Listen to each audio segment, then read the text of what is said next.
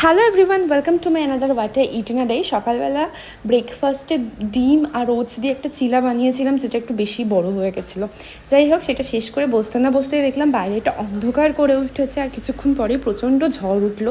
দাঁড়িয়ে দাঁড়িয়ে একটু ঝড়টা এনজয় করছিলাম, তারপর বৃষ্টিও চলে এলো।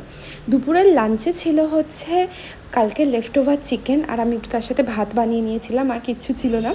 মাংসের ঝোল দিয়ে ভাত খেতে আমার দারুণ লাগে, আর তার থেকে বেশি ভালো লাগে হচ্ছে মাংসের ঝোলের আলুটা খেতে। তারপর আমার অ্যান্টি টার্নিশের নিউ স্টক ঢুকেছিল, সেগুলোই সব দেখছিলাম, সব ঠিকঠাক আছে কিনা গুছিয়ে রাখছিলাম। এইসব করতে করতে বিকেল হয়ে গেল। সন্ধ্যেবেলা ছোটোমণির বাড়ি গেছিলাম, আর ছোটোমণি বানিয়েছিল হচ্ছে ডালের পরোটা, মানে ডালপুরির মতোই ওই স্টাফিংটা দিয়ে পরোটা বানিয়েছিল, যেটা খেতে জাস্ট অসাধারণ হয়েছিল।